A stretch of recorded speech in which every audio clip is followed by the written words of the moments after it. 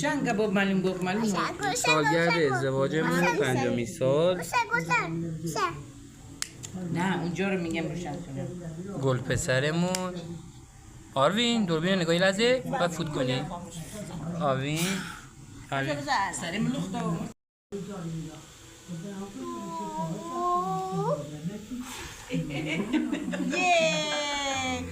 آروین فوت کردی؟ دوباره روشن کنم بیا. روشن کن. آفرین. بخوری بذار دوباره بذار وایستا. دوباره